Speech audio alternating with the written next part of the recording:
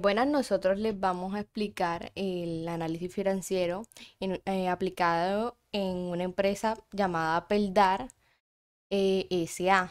Mi grupo está conformado por Luis Fernando Argumedo, Leti Sánchez, Carvajal, Andrea Tuirán y mi persona, Cindy Aristizábal Luparela.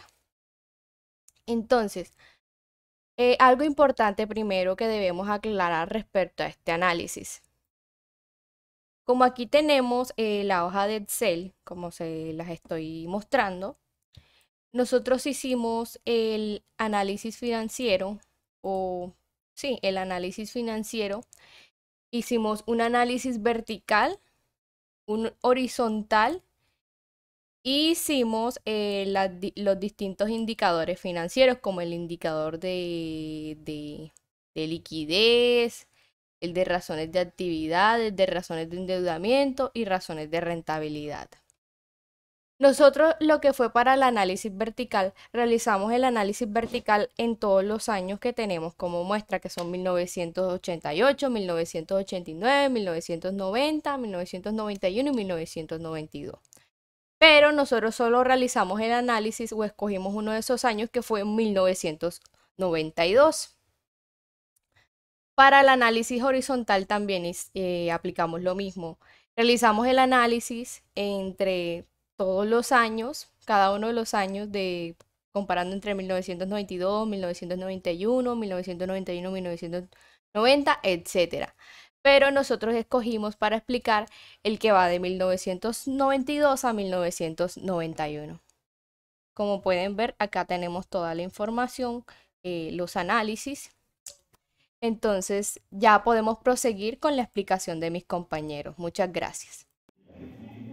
La Cristalería Peldar S.A. fue fundada en Medellín, Colombia, en el año de 1949 y actualmente produce vidrio bajo estándares de calidad. Dentro de las líneas de producción, pues tenemos el envase de vidrio, vidrios planos y cristalería para el hogar. Esta empresa cuenta con un número de 626 empleados y es de tipo manufacturero y de producción. Análisis vertical. La empresa en estudio pertenece al sector manufacturero. Para este sector, la distribución recomendada para el activo está en torno al 50-50%. La empresa Peldar para el año 1992 tenía la siguiente composición del activo. El activo corriente representaba un 56.54% del activo total, mientras que el activo fijo tenía una representación del 43.46% del activo total. La distribución del activo está bastante balanceada y acorde a la recomendación del sector en el que desarrolla sus actividades. Por lo tanto, es una buena distribución. En el activo corriente identificamos los rubros más relevantes. Estos son los rubros que tienen la mayor representación, los cuales son las cuentas y documentos por cobrar, que tienen una representación del 25.14% del activo total, seguido de la cuenta valores negociables con un 10.36% del activo total y por último la cuenta caja y bancos con un 4.89% del activo total. En el activo fijo, los rubros más importantes son la cuenta maquinaria y equipos con un porcentaje de participación del 42.75% del total del activo, seguido de la cuenta materiales, repuestos y molde con un 11.17% del total del activo. Como podemos observar, hay una alta participación en estas cuentas y esto es un buen indicador en la administración de los recursos de la empresa, ya que por la naturaleza de estas cuentas se evidencia que las inversiones se están haciendo en pro de la razón social de la empresa, ya que sus actividades económicas requieren una cantidad considerable de recursos en los rubros que son usados para generar valor. La cuenta otros activos representa un 3.57% del total del activo. Este es un buen indicador porque evidencia que la empresa no está malgastando los recursos, es decir, no utiliza un porcentaje significativo para actividades diferentes a sus actividades económicas. Sigue la recomendación de que el porcentaje de participación de los otros activos debe estar por debajo del 5%. Para la adquisición de los activos es necesario tener una fuente de financiación, por lo que analizaremos la estructura de financiación de la empresa. Esta es la proporción entre el pasivo y el patrimonio usado para la adquisición de los activos. La empresa cuenta con deudas a corto plazo que representan un 36.07% del total pasivo más patrimonio, y deudas a largo plazo que representan un 18.44%. El conjunto pasivo corriente y pasivo a largo plazo suma un porcentaje del 54.51%, lo que indica que la empresa toma de forma más frecuente obligaciones a corto plazo, ya que el porcentaje de esta es mayor. Ahora, para tener un indicador más concreto, es necesario comparar el porcentaje de representación de las deudas a corto plazo, es decir, el pasivo corriente y el activo corriente. Concluimos que el porcentaje del activo corriente es superior al del pasivo corriente, lo que nos da la seguridad al momento de cumplir con estas obligaciones. Por lo tanto, es un buen indicador. Por último, el patrimonio representa un 45.49%, lo que indica que la mayor parte de la financiación se hace a través de la deuda y préstamos. Ok, buenas. Me llamo Cindy. Entonces, yo les voy a hablar sobre el análisis horizontal en la empresa Peldar. Para saber la evolución de esta empresa en el tiempo es necesario hacer un análisis horizontal. Esto nos ayudará a comprender los cambios realizados a cada una de las cuentas entre los periodos consecutivos, que como les estaba comentando anteriormente, por ejemplo, tomaremos los periodos de 1992 y 1991. Entonces, los cambios más relevantes en el grupo de la cuenta de los archivos son caja y bancos. Esta cuenta tuvo un aumento de 1.422.552 pesos, lo cual representa una variación del 112,99% respecto al valor de la cuenta del su periodo anterior. La cuenta con valores negociables tuvo un aumento de 3.481.000 con 599 pesos, con una variación del 157,98% respecto a su valor del año anterior. En el subgrupo de cuentas activo corriente tuvo una variación de 10.246.201,80 pesos en términos absolutos, que representa un valor relativo del 49,30%, como podemos ver acá. El aumento en el activo corriente puede ser explicado por la utilidad del periodo anterior, lo que se puede ver apoyado si se mira que en el patrimonio tuvo un aumento del 50%, que lo veremos acá. En términos porcentuales, esta variación tiene como consecuencia el aumento de la liquidez de la empresa, lo que deja más capital disponible para invertir en la actividad económica de la empresa o para el pago de las obligaciones financieras. Entonces, otro tema a tocar, para el activo fijo, la cuenta con mayor relevancia es la cuenta de construcciones en proceso, con un aumento absoluto de 1.746.609 pesos, lo que representa en términos porcentuales un aumento del 895,53% respecto al periodo anterior. El aumento en esta cuenta indica que está invirtiendo en la ampliación de la infraestructura de la empresa, lo que se puede ver reflejado en un aumento de la capacidad de procesamiento, repercutiendo en las futuras utilidades. Esta es una buena inversión, ya que va en pro a la razón social de la empresa. También el activo fijo tuvo un aumento de 4.616.051, representando un aumento del 27,74% comparado a su año anterior.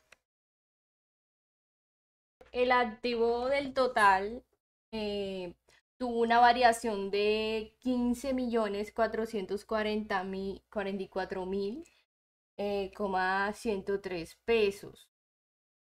En términos porcentuales aumentó un 39,16% respecto al periodo anterior.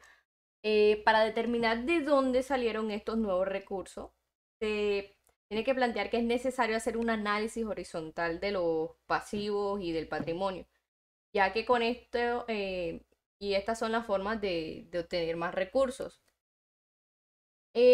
Aquí aclarando también que estas cifras que estoy comentando están en miles de pesos.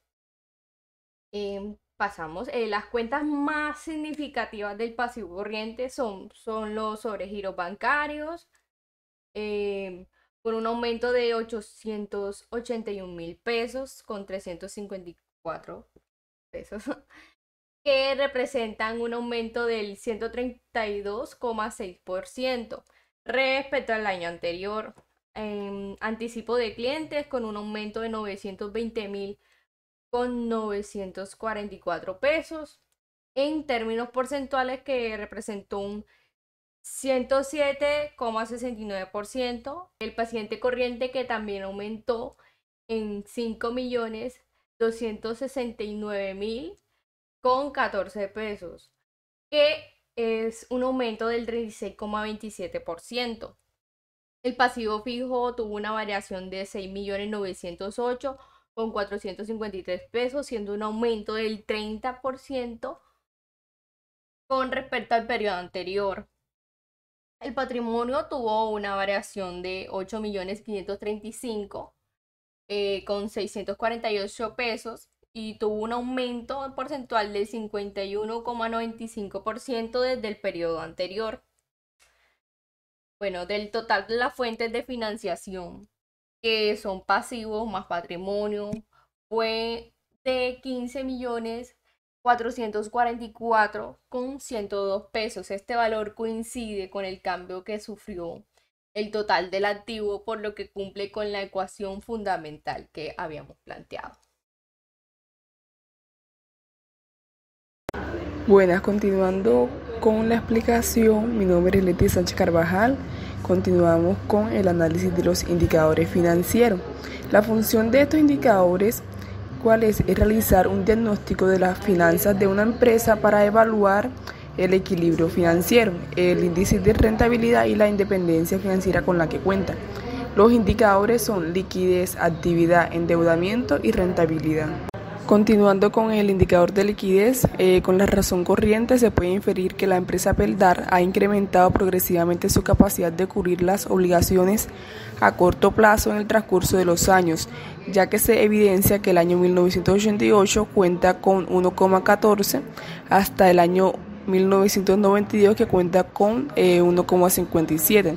Es decir, que por cada peso de deuda a corto plazo tiene 1,57 pesos para pagar y para seguir trabajando. En la razón ácida, esto indica que la empresa se encuentra en un nivel aceptable en el cual depende de la venta de los inventarios para tener la capacidad de respaldar sus obligaciones a corto plazo. Este ha aumentado de manera gradual desde 1988 con 0,85 hasta 1992 con un valor de 1,19.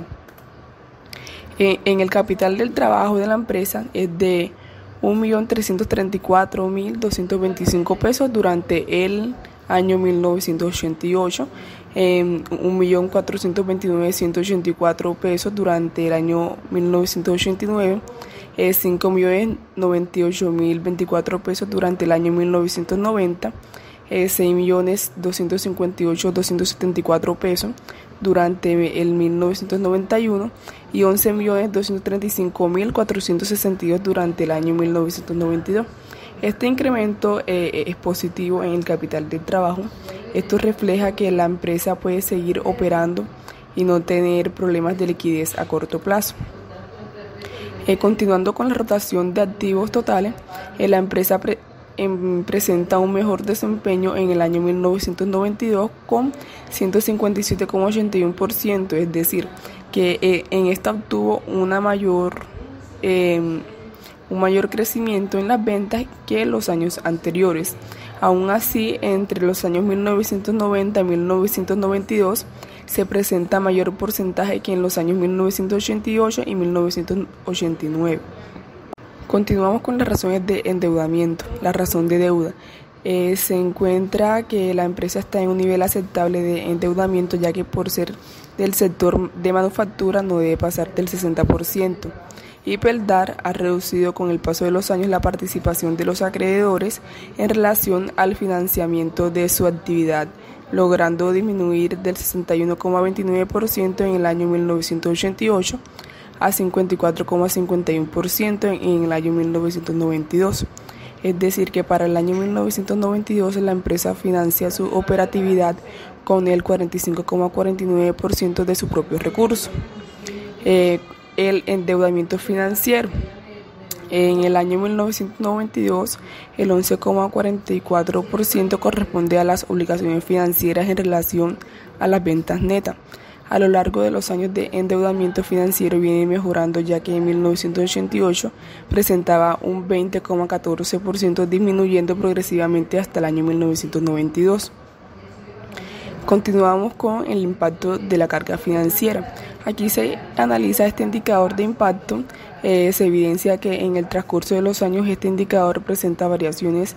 Para el año 1992, el 2,46% de las ventas se utiliza para pagar intereses y comisiones y ha disminuido con respecto al año 1991. La cobertura de interés. Analizando este indicador se presenta variaciones en los datos en el transcurso de los años.